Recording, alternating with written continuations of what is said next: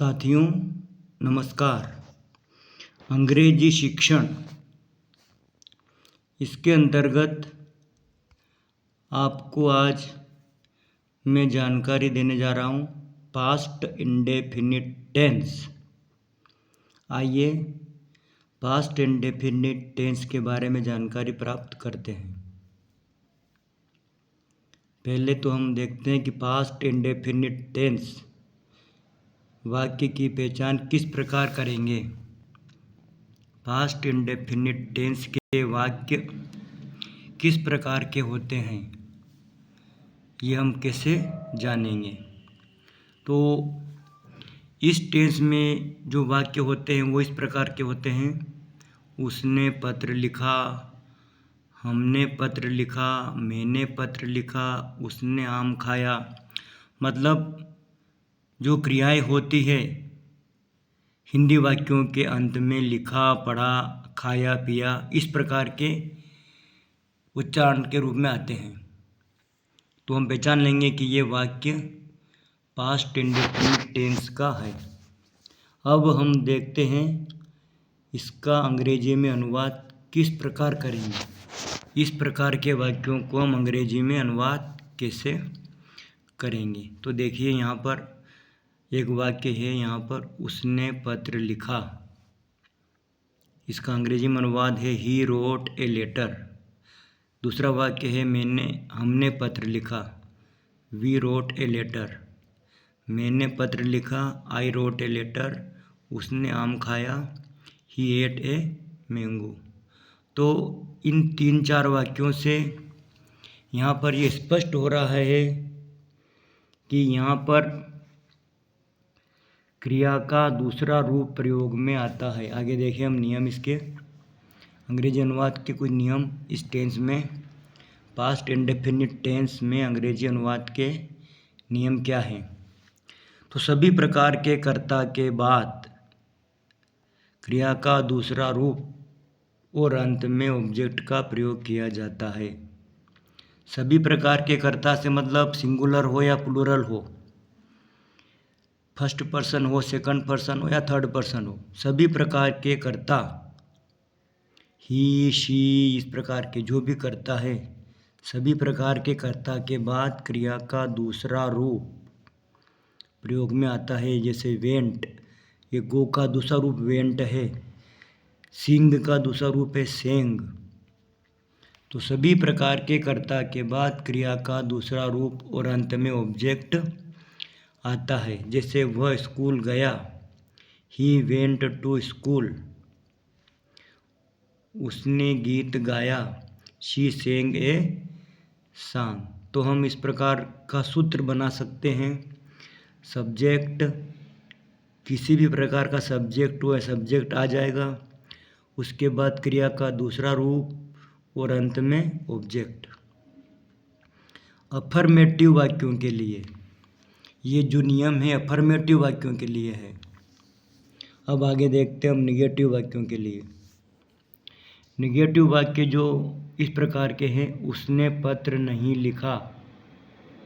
उसने पत्र नहीं लिखा का अंग्रेजी में अनुवाद होगा ही did not write a letter. हमने पत्र नहीं लिखा, we did not write a letter. मैंने पत्र नहीं लिखा, I did not write a letter. जहाँ अफर्मेटिव वाक्यों में क्रिया का दूसरा रूप आता है, वहीं पर निगेटिव बनाने के लिए यहाँ पर क्रिया का पहला रूप आया, क्योंकि डिड नॉट लगा दिया। यहाँ पर डिड नॉट प्रयोग में आने पर क्रिया का पहला रूप आ जाता है। तो इसका नियम इस प्रकार है, सभी प्रकार के कर्ताओं के बाद डिड नॉट का प्रयोग होता है और अंत में ऑब्जेक्ट और क्रिया का पहला रूप। मतलब सब्जेक्ट, उसके बाद डिड नॉट, क्रिया का पहला रूप और ऑब्जेक्ट। यहाँ पर मैंने ये दे रखा सूत्र में, सब्जेक्ट, उसके बाद डिड नॉट, क्रिया का पहला रूप और ऑब्जेक्ट। ये निगेटिव वाक्यों के लिए। अब इसी प्रकार इंट्रोगेटिव वाक्यों के लिए भी यही नियम है। अंतर यह है कि क्रिया यहाँ पर जो डिड पहले आ जाएगा, वाक्य के पहले डिड आ जाएगा। किसी भी प्रकार का कर्ता हो, वाक्य के पहले डिड, जैसे क्या उसने पत्र लिखा, did he write a letter. क्या हमने पत्र लिखा, did we write a letter. क्या मैंने पत्र लिखा, did I write a letter. तो किसी भी प्रकार का कर्ता हो तो वाक्य के आरंभ में डिड का प्रयोग किया जाता है, और बाकी नियम सब उसी प्रकार के। डिड के बाद सब्जेक्ट, सब्जेक्ट के बाद क्रिया का पहला रूप और ऑब्जेक्ट। ये हो गया इंट्रोगेटिव के लिए। अब यहाँ पर एक टेबल दे रखी है मैंने, इसमें तीनों प्रकार के वाक्य हैं। अफर्मेटिव, ये अफर्मेटिव, ये निगेटिव और ये इंट्रोगेटिव। अफर्मेटिव वाक्य, उसने पत्र लिखा, he wrote a letter. Mohan ने आम खाया, मोहन एट ए मैंगो। मैंने आम खाया, आई एट ए मैंगो। तो यहाँ पर जो है क्रिया का पहला रूप, क्रिया का दूसरा रूप प्रयोग में आता है। क्रिया का दूसरा रूप प्रयोग में आता है, कर्ता के बाद क्रिया का दूसरा रूप। और यहाँ पर निगेटिव बनाने के बाद, डिड का प्रयोग करने के बाद क्रिया का पहला रूप प्रयोग में आएगा। उसने पत्र नहीं लिखा, he did not write a letter. यहाँ पर ये क्रिया का पहला रूप।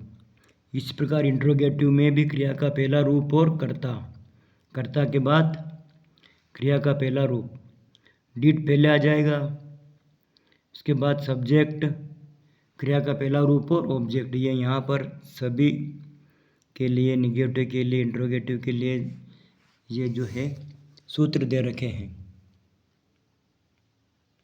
अब जबकि यहाँ पर क्रिया का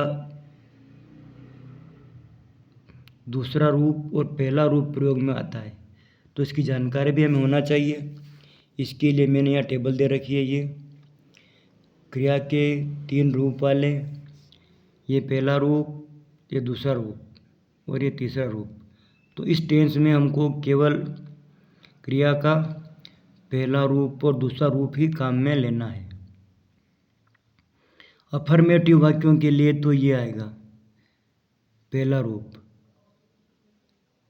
और जब निगेटिव बना दिया जाए या इंट्रोगेटिव बना दिया जाए तो डिड के साथ या डिड नॉट के साथ क्रिया का पहला रूप प्रयोग में आएगा। तो ये हम अभी आपने सीखा इसके बारे में, तो आपको जानकारी हो गई होगी। तो कुछ अभ्यास के लिए यहाँ पर मैंने वाक्य दे रखे हैं। ये वह स्कूल गया, हमने पत्र लिखा, रमेश ने आम खाया, कविता ने गीत गाया। तो ये इन 3-4 वाक्यों को आपको अफर्मेटिव में बनाना है, निगेटिव बनाना है और इंट्रोगेटिव बनाना है। आप अभ्यास करते रहें। और आपने वीडियो देखा, बहुत बहुत धन्यवाद।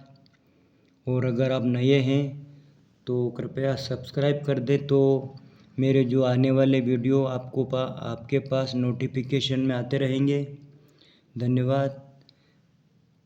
इसी प्रकार के शैक्षिक वीडियो मेरे देखते रहें, अंग्रेजी के हैं, गणित के हैं और अन्य विषय के भी हैं, देखते रहें और अपने मित्रों को शेयर करते रहें, लाभ उठाते रहें। बहुत बहुत धन्यवाद।